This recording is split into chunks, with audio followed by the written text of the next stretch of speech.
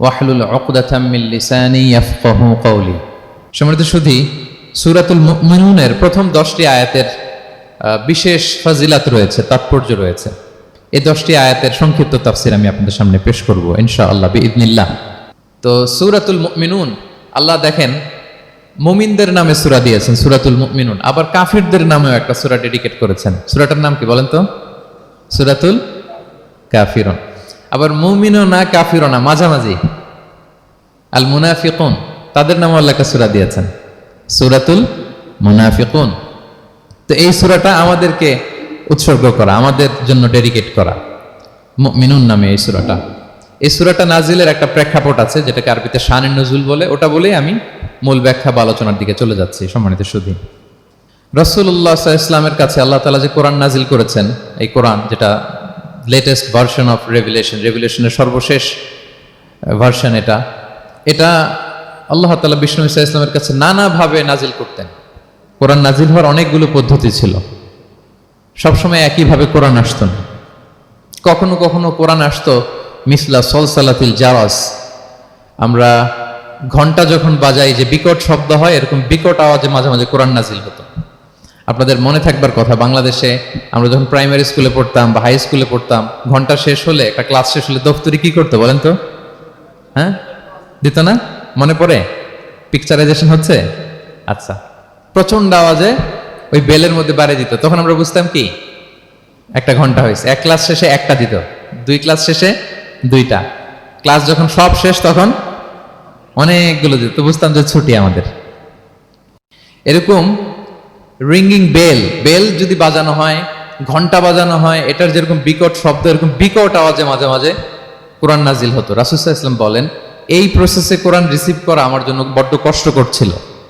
আমাদের আয়েশা রাদিয়াল্লাহু তাআলা আনহা বলেন, প্রচন্ড শীতের রাতে আমরা কাঁপতাম শীতে, আর বিষ্ণু সাল্লাল্লাহু আলাইহি ওয়াসাল্লাম ঘামতেন।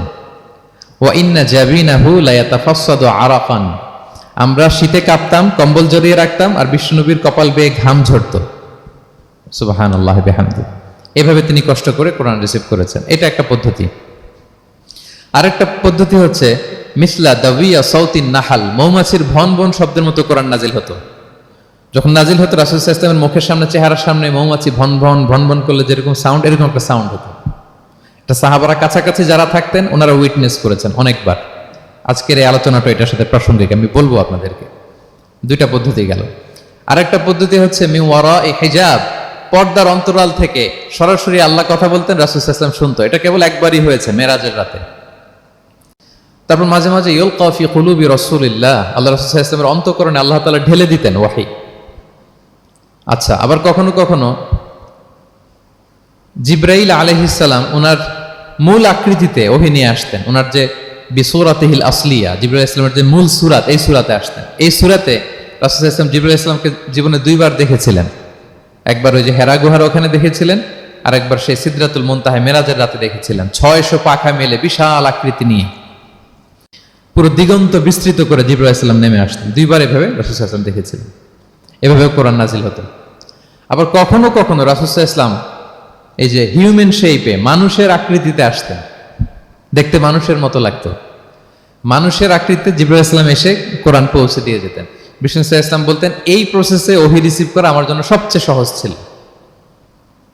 এটা তো খুব স্বাভাবিক, ন্যাচারাল, যে একজন মানুষ এসে আমার সাথে কথা বললে, মানুষ মানুষের সাথে কথা বলবে, এটা তো খুব ফ্লেক্সিবল হবে, কমফোর্টেবল হবে। বাকি পদ্ধতিগুলো রাসূল সাল্লাল্লাহু আলাইহি ওয়াসাল্লামের জন্য কঠিন ছিল। এবং এই সূরাতে যখন জিবরাইল আলাইহিস সালাম আসতেন, তখন দিহিয়াতুল কালবি আল আনসারী নামে এক সাহাবীর সূরাতে আসতেন। ওনার তওবাটা আল্লাহর কাছে খুব পছন্দ হয়েছিল। জাহিলি যুগে অনেক কন্যা সন্তানকে তিনি জীবিত প্রচিত করেছিলেন। পরে একবার এমন রিপেন্টেন্ট হলেন, অনুতপ্ত হলেন, অনুশোচনায় পড়ে আল্লাহর কাছে এমন কান্না করলেন, আর অনুশোচনার চোখের পানি আল্লাহ বড্ড পছন্দ করেন। অনুতপ্ত বান্দা যখন অনুতপ্ত হয়ে কাঁদে, তার চোখের পানি তার চোখ বেয়ে, নাক বেয়ে জমিনে ড্রপ করার আগে আল্লাহ বান্দাকে মাফ করে দেয়।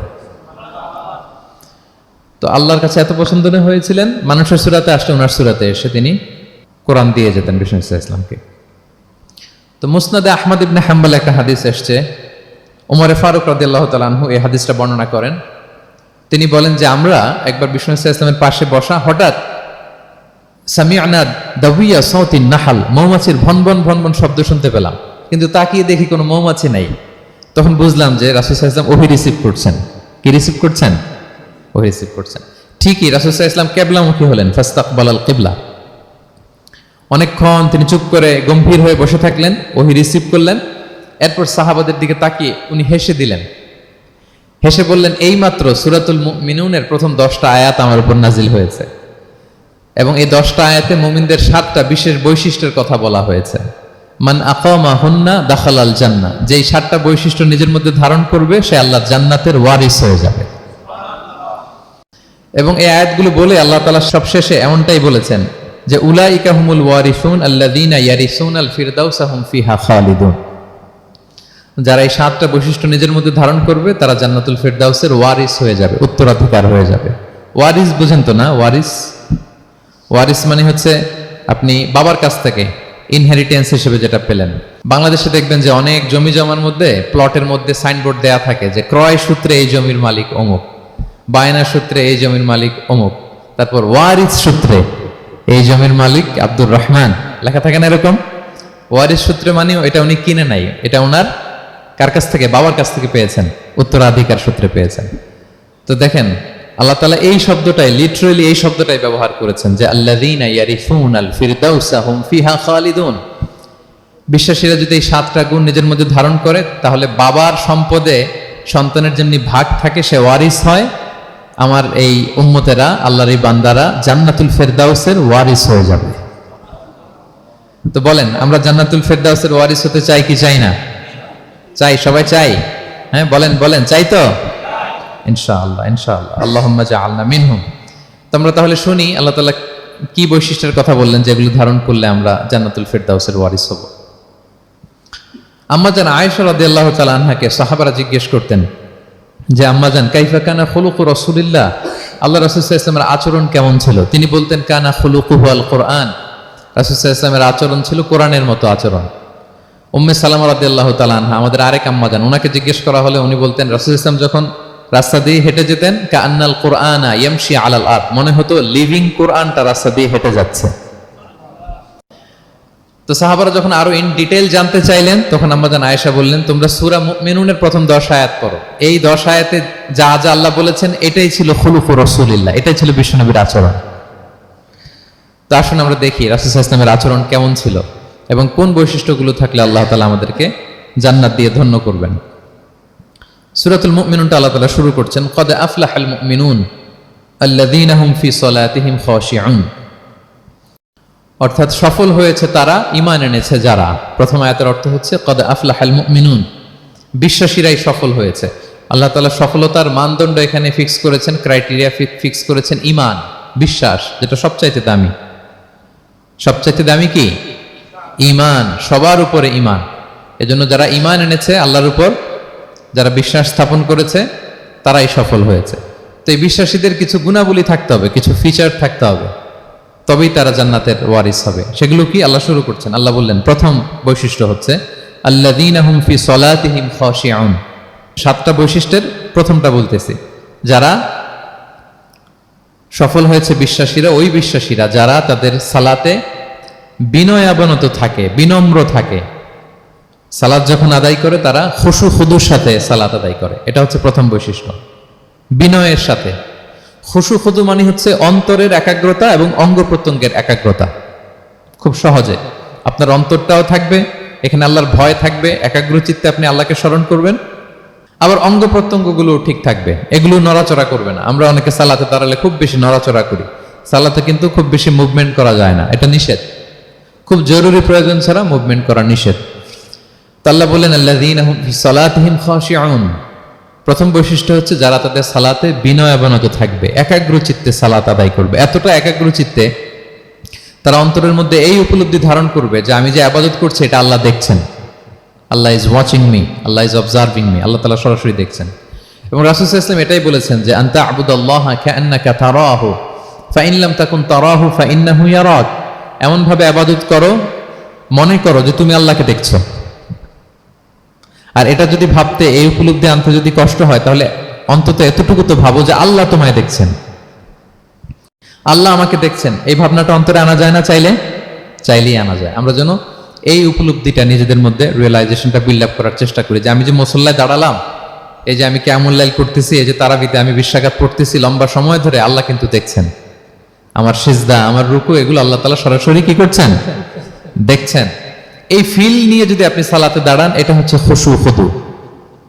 সাহাবারা এতটা বিনয়বনত ভাবে একাগ্র চিত্তে নিমগ্ন হয়ে সালাতে প্রবেশ করতেন, মরুভূমির মাঝখানে ওনারা সালাত পড়ার সময় মাঝে মাঝে মরুভূমির পাখি এসে ওনাদের কাঁধে বসে যেত, মাথায় বসে যেত। পাখিগুলো মনে করতো এগুলো হয়তো খেজুর গাছ টাছ কিছু একটা হবে। কি হবে? খেজুর গাছ হয়তো হবে। আবার যখন রুকুতে যেতেন, পাখি উড়াল দিত। তার মানে কি, খুব বিনয়বনত ভাবে বিনম্র চিত্তে ওনারা সালাত পার করতেন। তাহলে এটা হচ্ছে প্রথম বৈশিষ্ট্য। প্রিয় ভাইরা, আমরা যেন সালাতে অত্যন্ত বিনয়ের সাথে একাগ্র চিত্তে, with full of solemnity and submission, একটা সাবমিসিভ ভাব যেন আপনার থাকে, যে আপনি নিজেকে সর্বোচ্চ উজাড় করে নিজেকে আল্লাহর কাছে পেশ করছেন।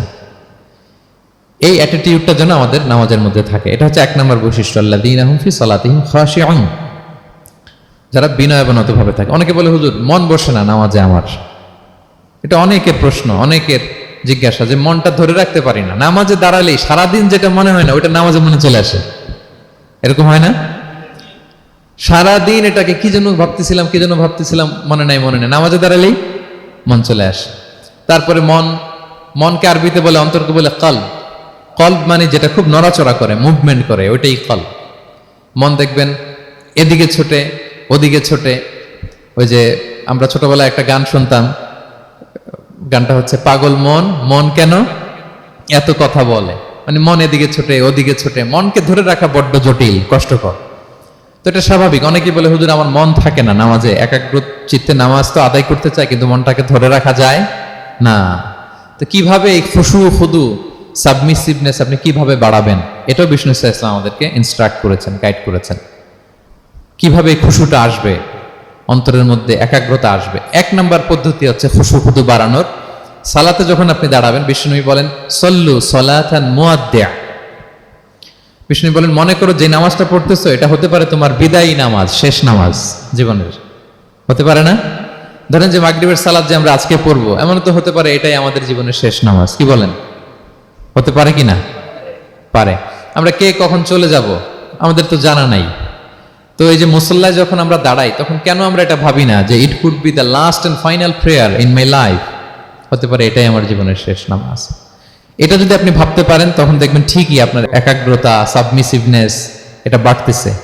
আপনাকে যদি বলা হয় যে আজকে রাত 10টায় তোমার দুনিয়ার সফর শেষ, নতুন স্টেশনে যেতে হবে, আলামুল বারজাকে, তোমার শেষ, তোমার মৃত্যু হয়ে যাবে। আজকে যে মাগরিব আর এই যে এশা আর যে তারাবির সালাত, এটাই তোমার লাস্ট নামাজ, যাও এটাই তোমার লাস্ট চান্স। এটা যদি আজকে আমরা জানি, এই হলরুমে যারা আছি, যদি এটা জেনে যায় যে আজকের তারাবিটাই শেষ তারাবি, শেষ সুযোগ, বলেন তো আমাদের অবস্থা কি হবে? প্রতিদিন ধরেন যে মাগরিবের নামাজের পরে একটু নিউজ দেখেন, একটু ফেসবুকে ঢুকেন, আজকেও তো ঢুকবেন, তাই না? ঢুকবেন। কি করবেন আজকে? আল্লাহ, সব বাদ দিয়ে অজু করে আতর মেখে জায়নামাজটা ভিজিয়ে দীর্ঘ কিয়ামুল লাইল করবেন। সিজদায় পড়ে চোখের পানি দিয়ে জায়নামাজ ভিজিয়ে দেবো আমরা, ঠিক কিনা? কারণ আমি নিশ্চিত হতে পেরেছি এটাই আমার শেষ নামাজ। তো এটা তো প্রত্যেক সালাতের ক্ষেত্রেই আমাদের প্রযোজ্য। আসলে আমরা যে নামাজ পড়ি, যে কোনো নামাজই তো আমার শেষ চান্স হতে পারে। কি বলেন? হতে পারে কি পারে না? বলেন তো। পারে। এই টেকনিকটাই রাসূল সাল্লাল্লাহু আলাইহি ওয়াসাল্লাম শিখিয়েছেন, বলেছেন সল্লু সালাতান মুআদ্দিয়া। মনে করো এটাই হতে পারে তোমার জীবনের শেষ নামাজ। আমাদের ইউনিভার্সিটিতে ইমাম বেসার, যিনি চিফ ইমাম, উনি নামাজের আগে একটা চমৎকার অ্যানাউন্সমেন্ট দেয়। উনি বলে যে let's perform this Salah as if this is our last and final prayer. চলুন এমনভাবে নামাজটা পড়ি, ভাবি যে হতে পারে এটাই আমার জীবনের শেষ নামাজ। তাহলে সম্মানিত, শুধু এই ভাবনাটা নিয়ে যদি আমরা মুসল্লায় দাঁড়াই, দেখবেন যে ওই দিন আপনার মনে দিক সেদিক যাবে না, একটা ভয় কাজ করবে যে হায় রে, হতে পারে এটাই আমার লাস্ট চান্স, আর আমার রবকে সিজদা দেওয়ার সুযোগ হয়তো আমি আর পাবো না। তাহলে এখন থেকে আমরা সালাতে যখন দাঁড়াবো এটা ভাববো যে this could be my last chance in my life. হতে পারে এটাই শেষ চান্স, আমি একাগ্র চিত্তে আমার সালাতটাকে আল্লাহর কাছে উপস্থাপন করি। কি বলেন, পারা যাবে তো ইনশাআল্লাহ? খুশু খুদু বাড়ানোর 1 নম্বর টিপস। খুশু খুদু বাড়ানোর 2 নম্বর টিপস হচ্ছে তাড়াহুড়ো না করা। আমরা অনেকে তাড়াহুড়ো করি, রুকু থেকে হুট করে দাঁড়িয়ে যাই, তারপরে সোজা হয়ে দাঁড়িয়ে না থেকে তাড়াতাড়ি সেজদায় চলে যাই। 2 সেজদার মাঝখানে ধীরস্থির ভাবে বসার কথা, আমরা না বসেই দ্বিতীয় সেজদায় চলে যাই। এই প্রবণতা আমাদের অনেকের আছে না? এটা কিন্তু নিষেধ।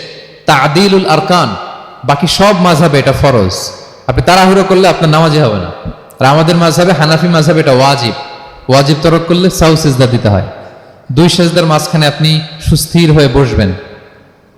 অনেকে দেখা যায় একটা সেজদা দিয়ে মাথা কোনো রকম উঠিয়েই আরেক সেজদায় বসেও নাই ঠিক মতো আরামসে, এরকম আছে না? এটা যদি কেউ করে আমাদের মাযহাব অনুযায়ী তার সাহু সিজদা দিতে হবে। তাহলে এরকম তাড়াহুড়ো করা যাবে আর এখন থেকে? তো কি করবেন বলেন? ধীরস্থির ভাবে নামাজ পড়বো। No rushing, no rushing in সালাহ, নো হ্যাস্টিনেস ইন সালাহ। নামাজে রাশ করা যাবে না, রিল্যাক্সের সাথে আমরা নামাজ পড়বো, ধীরস্থির ভাবে নামাজ পড়বো। রুকু সেজদাগুলো খুব চমৎকার ভাবে আদায় করবো। রাসূল সাল্লাল্লাহু আলাইহি ওয়াসাল্লামের রুকু যে দিতেন, ওনার পিঠটা এত স্ট্রেট ফরওয়ার্ড হতো, সাহাবারা বলতেন লাউ ইস্তাকাররা আলাইহিল মা লাসাব্বা আলাইহিল মা আলাস্তাকাররা। পানি ভর্তি এক গ্লাস পানি যদি রাসূল সাল্লাল্লাহু আলাইহি ওয়াসাল্লামের রুকু দেওয়া পিঠের উপর রেখে দেওয়া হয়, পানিটাও পড়বে না, গ্লাসটাও ভাঙবে না। তার মানে এত স্ট্রেট ফরওয়ার্ড পিঠ ছিল। আবার রাসূল সাল্লাল্লাহু আলাইহি ওয়াসাল্লাম বলতেন আসওয়াউন নাসি সারিকাতান মান ইয়াসরিকু ফিস সালাহ। তিনি বললেন সবচাইতে বড় চোর যে নামাজে চুরি করে। সাহাবারা বললেন ওয়া কাইফা ইয়াসরিকু মিন সালাতিহি ইয়া রাসূলুল্লাহ, নামাজে আবার কিভাবে চুরি করে? রাসূল সাল্লাল্লাহু আলাইহি ওয়াসাল্লাম বললেন লা ইউতিম্মু রুকুআহা ওয়া সুজুদাহা, রুকু সেজদাগুলো সুন্দর করে আদায় করে না, সেই নামাজ চোর। তা আমরা যেন রুকু সেজদাগুলোকে খুব সুন্দরভাবে ধীরস্থির ভাবে যেন আমরা আদায় করি, আমরা যেন তাড়াহুড়ো না করি। রাসূল সাল্লাল্লাহু আলাইহি ওয়াসাল্লাম একবার মসজিদে নববীতে বসা, এক সাহাবী এসে নামাজ পড়ে রাসূল সাল্লাল্লাহু আলাইহি ওয়াসাল্লামকে সালাম দিলেন। রাসূল সাল্লাল্লাহু আলাইহি ওয়াসাল্লামের সালামের উত্তর দিয়ে বলেন ইরজি' ফাসাল্লি ফাইন্নাকা লাম তুসাল্লি, যাও তুমি আবার নামাজটা পড়ে আসো, তোমার নামাজ হয়নি। সাহাবী যে আবার নামাজ পড়ে আবার আসলেন, রাসূল সাল্লাল্লাহু আলাইহি ওয়াসাল্লাম আবার বললেন সাল্লি ফাইন্নাকা লাম তুসাল্লি, নামাজ পড়ে এসো, হয়নি। আবার গেলেন, আসলেন, আবার বললেন তুমি নামাজটা পড়ে আসো, হয়নি। এবার তো বেচারা কেঁদে দিয়ে বলে ইয়া রাসূলুল্লাহ লা উহসিনু মিন যালিক, এর চেয়ে ভালো পারি না আমি, আপনি আমাকে শিখিয়ে দেন। রাসূল ইসলাম তখন বললেন যখন নামাজে দাঁড়াবা ফাতিহা পড়বা আর একটা সূরা মেলাবা, ধীরস্থির ভাবে দাঁড়াবা। যখন রুকুতে যাবা হাত্তা তাতমাইন্না রাকিআন, ধীরস্থির ভাবে রুকু করবা। তুমি তাড়াহুড়ো করেছো, রুকু থেকে যখন সোজা হয়ে দাঁড়াবা ধীরস্থির ভাবে দাঁড়াবা, নাকি তাড়াহুড়ো করবেন? ধীরস্থির ভাবে দাঁড়াবেন, কয়েক সেকেন্ড দাঁড়াবেন, তাসবিহ পড়বেন, এরপরে সিজদায় যাবেন। যখন সিজদায় যাবা হাত্তা তাতমাইন্না সাজিদান, রিল্যাক্স। সালাতের মধ্যে কিভাবে থাকতে হবে? উইথ রিল্যাক্সেশন, রিল্যাক্সের সাথে তুমি সিজদা দিবা। দুই সিজদার মাঝখানে বসে আবার রিল্যাক্স, আবার তুমি ধীরস্থির ভাবে বসবা। এইভাবে পুরো সালাতটা প্রত্যেকটা রাকাত তুমি এভাবে আদায় করবে। তার মানে সালাতে তাড়াহুড়ো করতে বিষ্ণু ইসলাম নিষেধ করেছেন। এমনকি অনেক সময় আমরা রুকু পাবো না বলে দৌড়ে যে সালাতে অংশগ্রহণ করি, এটাও নিষেধ করেছেন। আমরা অনেক সময় এরকম করি না? মাগরিবের নামাজে রুজু করতেছি, ইমাম সাহেব ওয়াদ-দুহা ওয়াল-লাইলি ইযা সাজা, এই সূরাটা তো মুখস্থ, তো টের পাচ্ছি যে আমি এখন মুখ ধুইতেছি আর সূরা দোহা তো শেষ হয়ে যাবে, কোন রকম ওযু করে দৌড়ে যে অংশগ্রহণ করে যাতে রাকাতটা পায়, এটা নিষেধ করেছেন বিষ্ণু ইসলাম। এটা করবেন না। আপনি ধীরস্থির ভাবে ওযু করবেন, ধীরস্থির ভাবে যাবেন, তাড়াহুড়ো করবেন না। আপনি কার সামনে যাচ্ছেন? মালিকুল আমলাক, রাজা ধীরাজ, আরশের অধিপতি। আপনি তাড়াহুড়ো করে গেলে তো আপনি হাঁপাতে হাঁপাতে অস্থির হয়ে যাবেন, ব্রেথ ইন ব্রেথ আউট করতে করতে। ধীরস্থির ভাবে যাবেন, অংশগ্রহণ করবেন। রাসূল সাল্লাল্লাহু আলাইহি ওয়াসাল্লাম বলেন ইদা উকিমাতিস সালাতু ফালা তা'তুহা তাসআউন, নামাজ শুরু হয়ে গেলে দৌড়ে দৌড়ে যে অংশগ্রহণ করবে না। আলাইকুম বিসাকিনা, ধীরস্থির ভাবে যে অংশগ্রহণ করবে। ফামা আদরাকতুম ফাসাল্লু, ধীরস্থির ভাবে যে যতটুকু পাও অতটুকুই পড়ো। ওমা ফাতাকুম ফাআতিমু, যেটা ছুটে যায় নিজে পরে দাঁড়িয়ে আদায় করে নাও। সুবহানাল্লাহি বিহামদি, কত সহজ করে দিয়েছেন। তাহলে সালাতে তাড়াহুড়ো করা যাবে? প্রিয় ভাইরা বলেন তো, তাড়াহুড়ো করা যাবে আর আজকে থেকে? না, আমরা তাড়াহুড়ো করবো না, আমরা ধীরস্থির ভাবে যে সালাতে অংশগ্রহণ করবো, তাহলে আপনার খুশু বাড়বে। দুইটা টিপস গেল। 3 নাম্বার হচ্ছে জামাতে সালাত আদায় করতে হবে, তাহলে আপনার একাগ্রতা বাড়বে। সলাতুল জামাআতি তাফদুলু সলাতাল ফাযি বি27 দারাজা, একাকী নামাজ পড়লে যে সওয়াব, জামাতে পড়লে 27 গুণ বেশি সওয়াব। জামাতে পড়বেন। রাসূল সাল্লাল্লাহু আলাইহি ওয়াসাল্লাম সবসময় জামাতে সালাত পড়তেন। ইন্তেকালের আগেও এই সালাতের ব্যাপারে তিনি আমাদেরকে ওসিয়ত করেছেন, বলেছেন আসসালাতু আসসালাত ওয়া মা মালাকাত আইমানুকুম। ইন্তেকালের আগ মুহূর্ত, এখনই রূহ কবজ হবে, এর আগে উনি কি বলেছেন? সালাত, উম্মতেরা সালাত, নামাজ যেন নষ্ট না হয়। উমর ফারুক রাদিয়াল্লাহু তাআলা আনহুর সময়ে একজন অগ্নি উপাসক ছিল, তার নাম আবু লুলু আল মাজুসি। উনি মুগীরা ইবনে শু'বা রাদিয়াল্লাহু তাআলা আনহু নামে এক সাহাবীর দাস ছিলেন, মুকাতাব দাস। কন্ট্রাক্ট ছিল যে এত টাকা দিলে তাকে আজাদ করা হবে। তো এই অগ্নি উপাসক মাজুসে এসে ওমর ফারুককে বলে, খলিফাতুল মুসলিমিন, আমার মালিক সাহাবী মুগিরা আমার কাছে প্রতিদিন অনেক টাকা চার্জ করে। উনি বললেন, তাই নাকি? কত চার্জ করে? বলে যে এত চার্জ করে। তো বলতেছে, আচ্ছা তুমি তাহলে কি কাজ করো, কি কাজ জানো? বলে যে আমি খঞ্জর বানাতে জানি, ছুরি, ছোট ছুরি আর কি। বলতেছে, ওরে আল্লাহ, যারা খঞ্জর বানাতে জানে তারা তো অনেক টাকা মেক করে, সেই হিসাবে তো মুগিরা বেশি চার্জ করে না, অল্পই চার্জ করছে। সে ইনসাফপূর্ণ চার্জই করেছে। কিন্তু এই আবু লুলু আল মাজুসির এই কথাটা পছন্দ হয় না, সে রাগান্বিত হয়ে গেল, হয়ে বলে, ওমর, সবার ক্ষেত্রে তুমি নরম আর আমাকে তুমি কঠিন নিয়ম শেখাও না, দাঁড়াও তোমাকে আমি দেখাচ্ছি। মনে মনে বলতেছে এটা। রেগে মেগে সে বাড়িতে এসে আজকে একটা খঞ্জর বানাইছে, দুই মুখো খঞ্জর, ওয়া মাকবাদাতুহু ফি ওয়াসাতি, এটার হ্যান্ডেলটা মিডলে, এদিকেও মাথা ওদিকেও মাথা, এটার ধার করে প্রতিদিন বিষ মাখায় এটাতে। আর মনে মনে বলে, ওমর দাঁড়াও তোমাকে আজকে আমি দেখাবো। তো ওমর ফারুককে আল্লাহ তাআলা স্বপ্নে দেখিয়েছেন যে একটা লাল মোরগ ওনাকে 3টা ঠোকর মেরেছে। উনি সাহাবাদের কাছে বলেছেন যে আমি স্বপ্নে দেখেছি একটা লাল মোরগ আমাকে 3টা ঠোকর মেরেছে।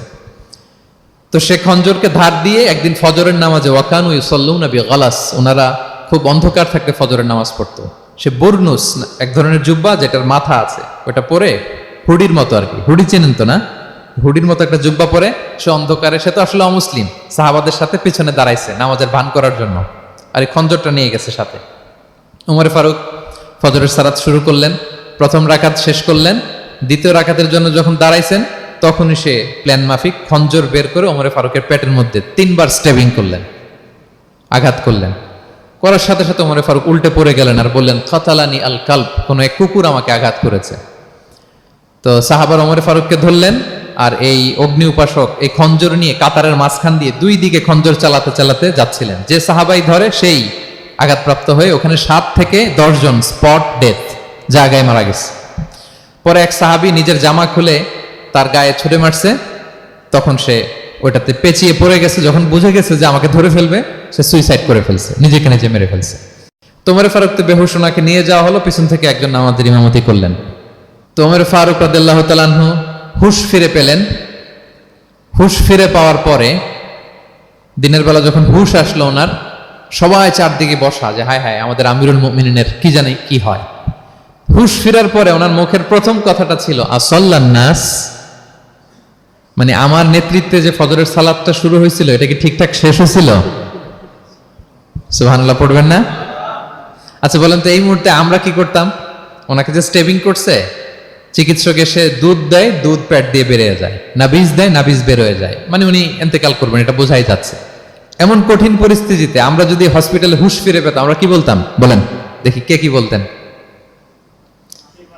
কে মারছে, আমারে বাঁচানো যায় কিনা, মাউন্ট এলিজাবেথে নিয়ে চলো, সিঙ্গাপুরে অথবা বামরুন গ্রেডে নিয়ে চলো, আমেরিকাতে নিয়ে চলো, অথবা আমার তো ওখানে ব্যাংক ব্যালেন্স আছে, আমি তো মরে যাবো, আমার ছেলেগুলার কি হবে, হ্যাঁ আমার মেয়েগুলার কে দেখবে, এগুলো ছিল আমাদের কনসার্ন।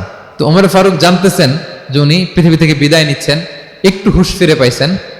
হুশ ফিরে পাওয়ার পরে প্রথম কথাটা ছিল আসাল্লান নাস, লোকেরা কি নামাজ পড়েছিল? আল্লাহু আকবার। তাহলে এটা কত গুরুত্বপূর্ণ ইবাদত, কিভাবে এই সালাতকে সাহাবারা অফার করতেন।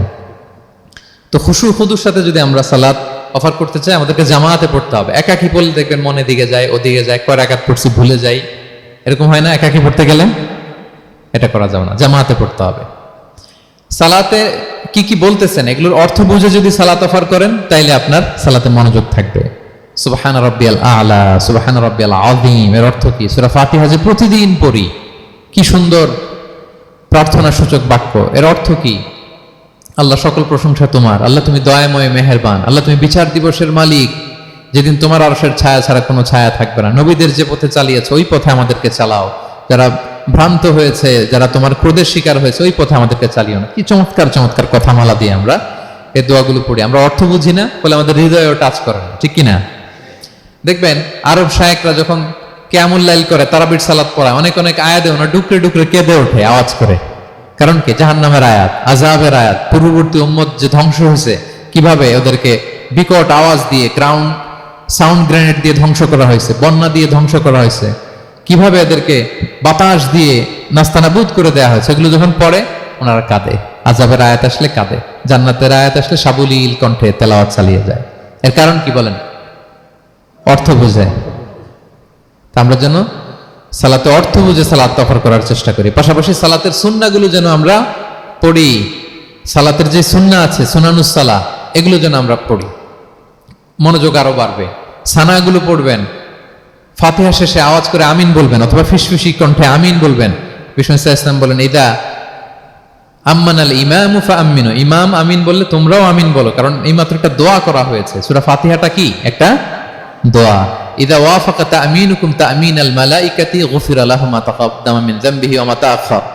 রাসূল সাল্লাল্লাহু আলাইহি ওয়াসাল্লাম বলেছেন, ইমাম যখন আমিন বলে তোমরাও তখন আমিন বলো, কারণ তোমরা যখন আমিন বলো ফেরেশতারাও আমিন বলে, আর তোমাদের আমিন আর ফেরেশতাদের আমিন যখন একসাথে হয়ে যায় তোমাদের পূর্বের সব গুনাহ আল্লাহ মাফ করে দেয়।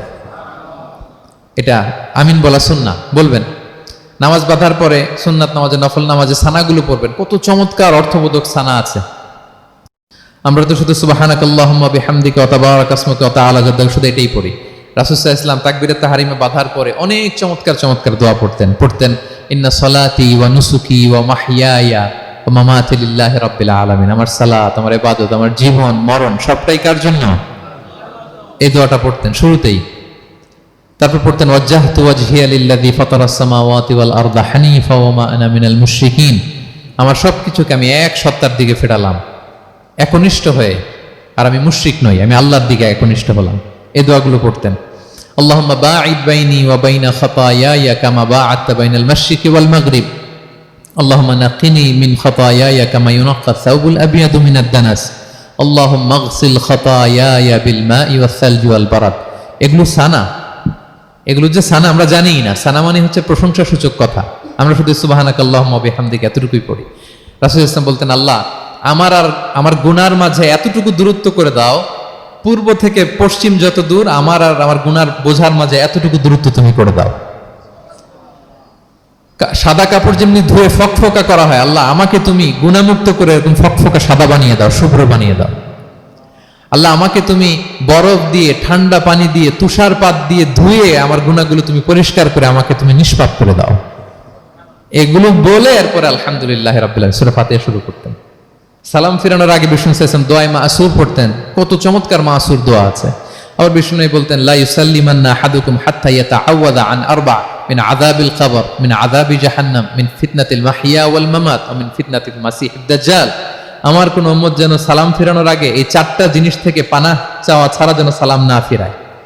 একটা কি? আল্লাহ তুমি জাহান্নামের আযাব থেকে বাঁচাও, আল্লাহ তুমি কবরের আযাব থেকে বাঁচাও, আল্লাহ জীবন মরণের ফিতনা থেকে বাঁচাও, আল্লাহ তুমি দাজ্জালের ফিতনা থেকে বাঁচাও। পড়ে না আমিন? তো এত এঙ্গেজমেন্ট যদি আপনার নামাজে থাকে, আপনার মন এদিক সেদিক যাবে? হ্যাঁ, আপনি অর্থ খেয়াল করতেছেন, আযাবের আয়াত আসলে আপনি অশ্রুসিক্ত হচ্ছেন, আপনি দোয়া মাসুর পড়ছেন, আপনি সানা পড়ছেন, আপনি দীর্ঘ সময় কিয়ামুল লাইল করতেছেন, আপনার মনে এদিক সেদিক ছুটবে? বলেন তো ছুটবে না। এই টিপস গুলো বিষ্ণু সাল্লাল্লাহু আলাইহি ওয়াসাল্লাম শিখিয়েছেন। এগুলো যদি আমরা পালন করি তাহলে আল্লাযীনা হুম ফি সালাতিহিম খাশিউন, বিনম্র চিত্তে সালাত আদায়কারী হিসেবে আমরা আল্লাহর কাছে পরিগণিত হব।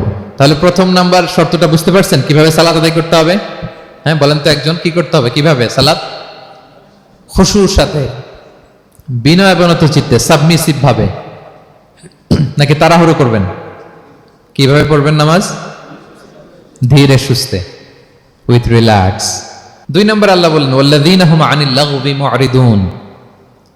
1 নম্বরে তো তারা নামাজে যখন দাঁড়ায় ধীর স্থির ভাবে খুশুর সাথে পড়ে। 2 নম্বর হচ্ছে তারা অনর্থক কাজ থেকে বিরত থাকে। অনর্থক কথা, কাজ এগুলো মুমিনরা বলে না, এগুলো তো জড়ায় না। মিনিংলেস কোনো কাজের সাথে বিশ্বাসীদের কোনো সম্পর্ক। অর্থবোধক কাজ, ভালো কাজ, কল্যাণমূলক কাজ, সামাজিক কাজ, মানবতার কল্যাণে যে কাজগুলো আছে এগুলোর সাথে তারা জড়ায়। বিষ্ণু ইসলাম বলেছেন, মিন হুসনি ইসলামিল মারই তারকুহু মা লা ইয়ানি। ব্যক্তির ইসলামের সৌন্দর্য হচ্ছে যে ব্যক্তি এমন কোনো কাজ করবে না যেটার কোনো মিনিং নাই, মিনিংলেস কাজ থেকে সে বেঁচে থাকবে। মুহাদ্দিসিনে ইকরাম এই হাদিসটাকে বলে রুবউদ্দিন, মানে দিন ইসলামকে যদি 4 ভাগ করেন, এই 4 ভাগের 1 ভাগের কথা এই হাদিসের মধ্যে চলে আসছে। সেটা কি? যে বিশ্বাসীরা কোনো অনর্থক কাজে জড়ায় না নিজেদেরকে। অনর্থক কাজ, কথাবার্তা, অপ্রয়োজনীয় আড্ডা, অপ্রয়োজনীয় খুশগল্প, অন্যকে নিয়ে সমালোচনা, অন্যের গীবত, শেকায়াত, ওর এই সমস্যা, চায়ের আড্ডাতে আমরা এরকম সমালোচনার ঝড় তুলি, ঠিক কিনা বলেন? ঠিক কিনা? এটা করা যাবে না। আপনি জান্নাতেরও ওয়ারিস হবেন, আবার চা মুখে নিয়ে আপনি শিকায়াত করবেন, গীবত করবেন, দুইটা একসাথে যাবে না।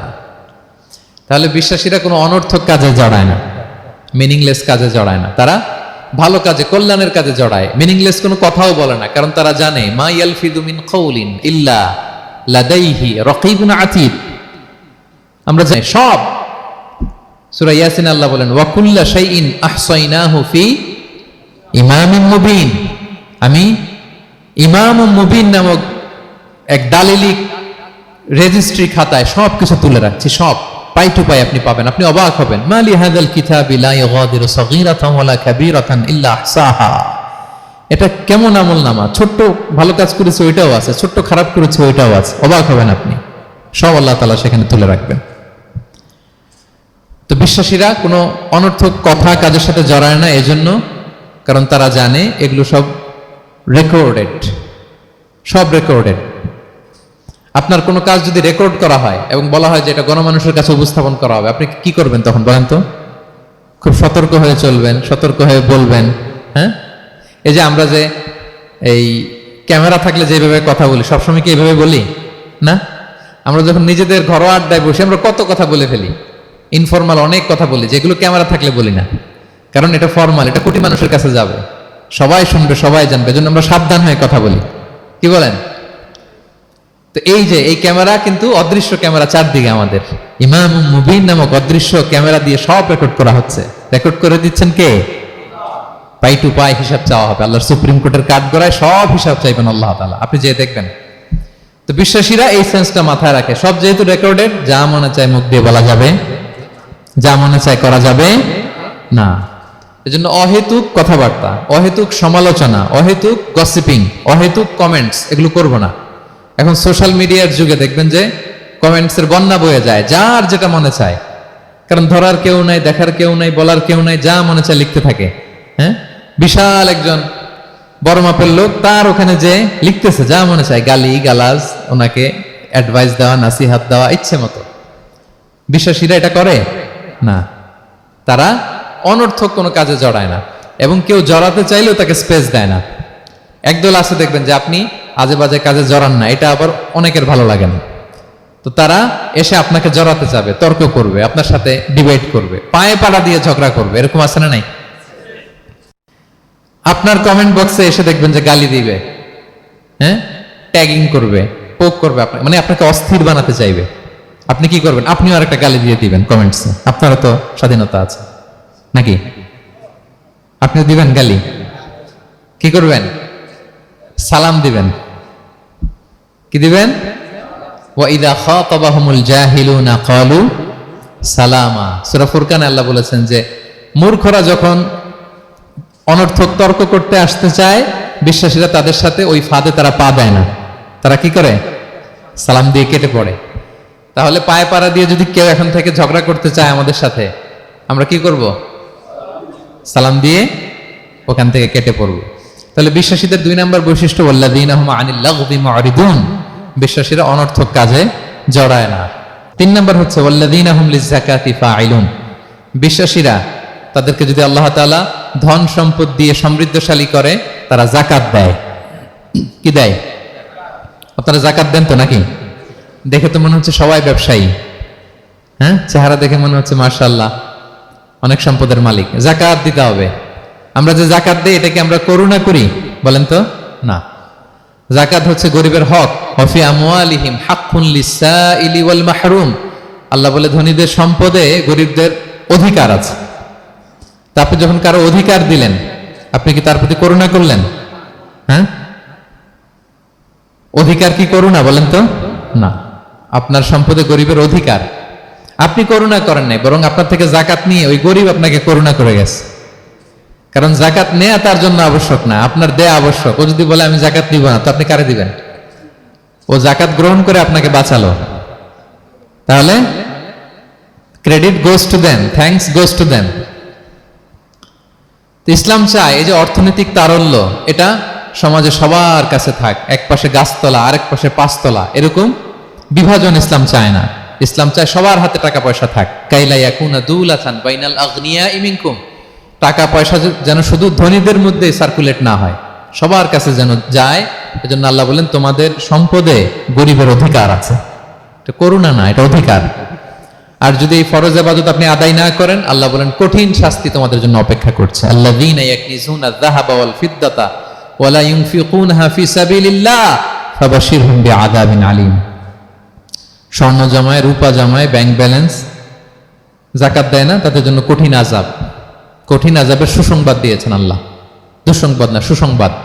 মানে হেয় করে, তুচ্ছ করে আল্লাহ তাআলা বলেছেন। ছেলে ইংরেজি পরীক্ষায় ফেল করছে, মা বলে ফেল করছে না, পড়াশোনা তো নাই, তোমার বাবা আসুক, এমন মাইট দিবে, মাইট দিলে মজা টের পাবা। আচ্ছা বলেন তো, মাইট দিলে কি মজা লাগে না ব্যথা লাগে? কিন্তু মা কি বলছে? মজা টের পাবা। মানে ওরে তুচ্ছ করে, তাচ্ছিল্য করে বলছে, মায়ের তীব্রতা বোঝানোর জন্য বলছে যে এমন মাইট দিবে, টের পাবা, দাঁড়াও, তোমার বাবা আসুক আজকে ঘরে। আল্লাহ ওইটাই বললেন। এই সম্পদগুলোকে লোহার খুন্তি বানিয়ে জাহান্নামের আগুনে পোড়ানো হবে। 3 জায়গায় সাকা দেওয়া হবে। ফি তুকুয়া বিহা জিবাহুহুম, কপালে, পাজরে, পিঠে। আর বলা হবে হাযা মা কানাস্তুম, এগুলোই তুমি জমায় রাখছিলে, দাও নাই মানুষকে। Bank balance, FDR, fixed deposit, price bond, এটা সেটা দাও নাই তুমি। আর হাদিসে এসেছে সুজা আন আকরা, টেকো সাপ হবে, মোস্ট ভেনোমাস স্নেক। সাপের মাথায় কিন্তু চুল গজায়, জানেন? সাপের মাথায় পশম আছে, কিন্তু যেই সাপের যেটা বেশি বিষাক্ত, এটার মাথায় পশমও থাকে না বিষের কারণে। এরকম সাপ ওই সম্পদগুলো সাপ হয়ে ছোবল মারবে আর বলবে আনা মালুক, আমি তোমার প্রাইস বন্ড, আমি তোমার ব্যাংক ব্যালেন্স, আমাকে খাওয়ার জন্য তো রাখছিল, আজকে উপভোগ করো। আল্লাহু আকবার। আল্লাহ আমাদেরকে হেফাজত করুক। সো যাদের সম্পদ আছে আমরা যেন যাকাত দেই, হিসেব করে করে যেন দেই। আপনাদের স্ত্রীদের যাদের অর্নামেন্টস, জুয়েলারি আছে, তারা যেন তাদের সম্পদের যাকাত দেয়। 25 গ্রাম যদি সোনা থাকে বা 595 গ্রাম যদি রূপা থাকে, অথবা এই পরিমাণ সম্পদ থাকে, ভাবিরাও যাকাত দিতে হবে। এটা ইন্ডিভিজুয়াল ইবাদত। আপনার যাকাত আপনার, ভাবির যাকাত ভাবির। আপনি চাইলে টাকা দিয়ে হেল্প করতে পারেন, কিন্তু ওনারও হিসাব করতে হবে এবং এটা কম্পালসারি, দিতেই হবে, দিতেই হবে। তাহলে ওয়াল্লাযীনা হুম লিয-যাকাতি ফাঈলুন, 4 নাম্বার হচ্ছে তারা যাকাত দেয়। 5 নাম্বার 6 নাম্বার আল্লাহ এক আয়াতে বলে ফেলেছেন, ওয়াল্লাযীনা হুম লিআমানাতিহিম ওয়া আহদিহিম রাউন, বিশ্বাসীরা আমানতের হেফাজত করে আর কথা দিলে কথা রাখে। 5 নাম্বার হচ্ছে আমানতের খেয়ানত করে না বিশ্বাসীরা, কারণ আমানতের খেয়ানত করে এটা মুনাফিকের আলামত।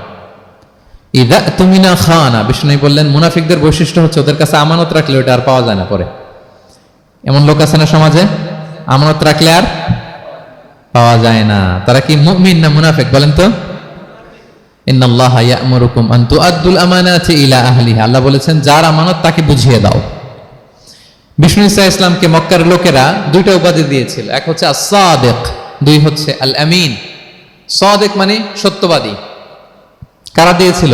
ঘোর শত্রুরা, অপোজিশন পার্টি, তারা উপাধি দিয়েছে। একটা হচ্ছে সাদিক মানে কি, আরেকটা হচ্ছে আল আমিন, বিশ্বস্ত। এতটা বিশ্বস্ত যে বিষ্ণু ঈসা ইসলাম মক্কা থেকে মদিনায় যেদিন হিজরত করতে যাবেন, আমানতের জিনিসগুলো উনি আলী রাদিয়াল্লাহু তাআলা আনহুর কাছে রেখে গিয়েছিলেন। এত এত আমানতের সম্পদ ওনার ঘরে ছিল। এই ডিপোজিট বুঝিয়ে দিতে আলী রাদিয়াল্লাহু তাআলা আনহুর টানা 3 দিন সময় লেগেছে, মক্কাবাসীদের আমানত বুঝিয়ে দিতে। সো যার আমানতদারিতা নাই তার ঈমান নাই। বিষ্ণু বলেছেন লা ঈমানা লিমান লা আমানাতা লা, যার আমানতদারিতা নাই ওর ঈমানই নাই। এবং আমানত ধ্বংস হয় এটা কিয়ামতের আলামত। ইযা দুইয়াতিল আমানাতু ফান্তাযিরিস সাআ, যখন আমানত নষ্ট হবে তোমরা কিয়ামতের অপেক্ষা করো। এখন বলেন তো আমাদের সমাজে আমানতের কি অবস্থা? খুবই খারাপ। আল্লাহু আকবার। আমানতটা কিন্তু এই যে এই ভাই আমাকে 2000 রিঙ্গিট রেখে বলছে আগামী মাসে এটা আমি নিব, একটু রাখেন, শুধু এটাই আমানত না। আল্লাহ আপনাকে যে পুরো সম্পদ দিয়েছেন এটা আমানত। আপনার ব্যবসা প্রতিষ্ঠান এটা আল্লাহর দেয়া আপনার কাছে আমানত। আপনার ছেলে আছে, মেয়ে আছে, স্ত্রী, তারা আল্লাহর দেয়া আমানত আপনার কাছে। আপনার নেম, আপনার ফেম, আপনার পাওয়ার, আপনার নলেজ, এগুলো আল্লাহর দেয়া আমানত। আপনি দেশের প্রধানমন্ত্রী, পুরো দেশটা আপনার কাছে আমানত, ঠিক কিনা? এই আমানতের ব্যাপারে জিজ্ঞেস করা হবে। বিশ্বাসীদের বৈশিষ্ট্য তারা আমানতকে হেফাজত করে, আমানত রক্ষা করে, আমানতের খেয়ানত তারা কোশ্চিনকালেও করে না। 6 নাম্বার হচ্ছে ওয়া আহদিহিম রাউন, বিশ্বাসীরা কথা দিলে কথা রাখে, তারা ওয়াদার খেলাফ করে না। ওয়াদার খেলাফ করাও কিন্তু মুনাফিকের আলামত। ওয়া ইযা ওয়াআদা আখলাফা, ওয়াদা দিলেই মুনাফিকরা এটা খেয়ানত করে, তারা কথা দিয়ে কথা রাখে না। এবং আপনি কাউকে কথা দিয়ে যদি না রাখেন, এরকম প্রত্যেকটা প্রমিস কমিটমেন্টের ব্যাপারে আপনি জিজ্ঞাসিত হবেন। আল্লাহ বলেন ওয়া আউফু বিল আহদি ইন্নাল আহদা কানা মাসউলা। কথা দিলে কথা রাখো, ছেলে মেয়েদের কথা দিলে কথা রাখবেন, বন্ধু বান্ধবদেরকে কথা দিলে কথা রাখবেন, স্ত্রীকে কথা দিলে কথা রাখবেন। প্রমিস দিলে এটা রাখতে হবে, কারণ এ ব্যাপারে জিজ্ঞেস করা হবে। নবীদের মধ্যে ইসমাঈল আলাইহিস সালাম ওয়াদা রক্ষার ব্যাপারে খুব বেশি সোচ্চার ছিলেন, সব নবীরাই ছিলেন, উনি বেশি সোচ্চার। এজন্য আল্লাহ বলেন ওয়াযকুর ফিল কিতাবি ইসমাঈল ইন্নাহু কানা সাদিকাল ওয়াদি ওয়া কানা রাসূলান নাবিয়্যা। উনি ছিলেন সাদিকাল ওয়াদ, প্রতিশ্রুতি রাখতেন। এক লোকের সাথে ওনার কথা হলো যে আগামীকাল বিকেলে ওনারা দেখা করবেন। ইসমাঈল সাল্লাম বিকেলবেলা আগামীকাল যে এক গাছের নিচে কমিটমেন্ট ছিল যে অপেক্ষা করলেন, কিন্তু ওই লোক আসে নাই, ভুলে গেছে। ইসমাঈল সাল্লাম ভাবলেন আজকে ভুলে গেছে, মনে হয় আগামীকাল আসবে, আগামীকাল আমি যাব। এরপরের দিন আল্লাহ নবী ইসমাইল যে ওই লোকের জন্য ওখানে হাজির, কিন্তু ওই লোক ওই দিনও আসে নাই। ইসমাইল সাল্লাম বললেন মনে হয় এরপরের দিন আসবে। ইসমাইল সাল্লাম এরপরের দিনও যায় হাজির। এভাবে একদিন দুই দিন না, টানা 30 দিন উনি আসরের পরে ওই গাছের নিচে ওই লোকের জন্য অপেক্ষা করেছেন। কারণ ইন্নাল আহদা কানা মাসউলা, কথা দিলে কথা রাখতে হবে। তো এখন আমরা কথা দিয়ে কথা রাখি তো নাকি? রাখেন রাখেন, সবাই বলেন এই চেষ্টা করতে হবে, রাইট? কথা দিলে আমরা যেন কথা রাখি। সব শেষে 7 নম্বর আল্লাহ বললেন ওয়াল্লাযীনা হুম আলা সালাওয়াতিহিম ইউহাফিজুন, বিশ্বাসীরা তাদের সালাত হেফাজত করে। একটু খেয়াল করে দেখেন, 7টা গুণের প্রথমটাও কি নিয়ে? সালাত নিয়ে, আবার শেষটাও।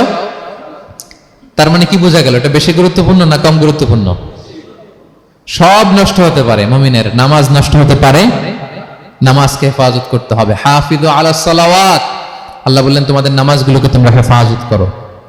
আগের যুগের উম্মতেরা সিনাগোগে না গেলে ইবাদত করতে পারতো না, চার্চে না গেলে ইবাদত করতে পারতো না, কিন্তু আমরা মসজিদেও নামাজ পড়তে পারি, বাইরেও পড়তে পারি। 5টা বিশেষ বৈশিষ্ট্য আল্লাহ তাআলা বিশ্বনবী সাল্লাল্লাহু আলাইহি ওয়াসাল্লামকে দিয়েছিলেন। এর মধ্যে একটা হচ্ছে জুইলাত লি আল আরদু কুল্লুহা মাসজিদান ওয়া তাহুরা, আল্লাহ আমার জন্য পুরো জমিনটারে মসজিদ বানাই দিয়েছে।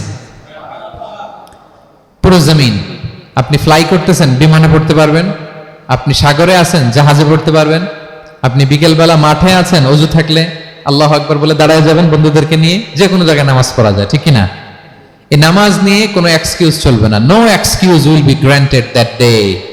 দাঁড়িয়ে পড়তে পারেন না, বসে পড়তে হবে, বসে পারেন না তো শুয়ে পড়তে হবে, শুয়ে পারেন না তো ইশারায় পড়তে হবে, ওযুর জন্য পানি নাই তো তায়াম্মুম করে পড়তে হবে, ঠিক কি না? হাফিজু আলা সালাওয়াত, সালাতের ব্যাপারে সচেষ্ট হও, কারণ এটা প্রথম হিসেব চাইবেন আল্লাহ। আল্লাহ বলেন আউয়ালু মা ইউহাসাবু বিহিল আবদু ইয়াউমাল কিয়ামাতি আস-সালাহ, কিয়ামতের সর্বপ্রথম হিসেব হবে নামাজের। আওয়াজ করে বলেন কিসের? ফা ইন সালুহাত সালুহা সাইরু আমালি, নামাজের হিসেব যদি সহজ হয় সব সহজ, আর নামাজের হিসেব যদি গন্ডগোল হয় পুরো আমল নামায় গন্ডগোল লেগে যাবে। প্রিয় ভাইরা, তাই আমরা যেন সালাতের ব্যাপারে যত্নবান হই, আমরা যেন খুশু খুদুর সাথে সালাত পড়ি, আমরা যেন অনর্থক কথাবার্তা কাজ থেকে যেন বেঁচে থাকি। আল্লাহ যাদেরকে আমাদেরকে সম্পদ দান করেছেন, আমরা যেন ফরজ যাকাতটুকু আদায় করি, আমরা যেন আমানতের ব্যাপারে সাবধান হই, সচেতন হই, আমানতকে যেন রক্ষা করি, আমরা যেন কথা দিলে কথা রাখি, এবং যে কোনো মূল্যে আমরা যেন সালাতকে হেফাজত করি। আমাদের সব মিস হতে পারে, কাজকে আমরা বলবো যে নামাজ আছে, নামাজকে বলা যাবে না আমার কাজ আছে, ঠিক কিনা বলেন? আওয়াজ করে বলেন ঠিক কিনা? কাজকে কি বলবো আমরা, নাকি নামাজকে বলবেন আমার একটু কাজ আছে? না, আমরা যেন সালাতের ব্যাপারে যত্নশীল হই, সচেতন হই। এই যে 7টা গুণের কথা বললাম, যারা এটার উপর আমল করবে, যারা এটা নিজের মধ্যে ধারণ করবে, আল্লাহ বলেন উলাইকা হুমুল ওয়ারিসুন, এরা ওয়ারিস, আল্লাযীনা ইয়ারিসুনাল ফিরদাউসা হুম ফিহা খালিদুন, তারা জান্নাতুল ফিরদাউসের ওয়ারিস হয়ে যাবে। আমরা যেন এই ভালো গুণগুলো, এই বৈশিষ্ট্যগুলো, এই ফিচার্সগুলো যেন নিজেদের মধ্যে আত্মস্থ করতে পারি, এবং জান্নাতুল ফিরদাউসের ওয়ারিস যেন আমরা হতে পারি। আল্লাহ তাআলা আমাদের সবাইকে কথাগুলো বোঝার ও আমল করার তৌফিক দান করুক।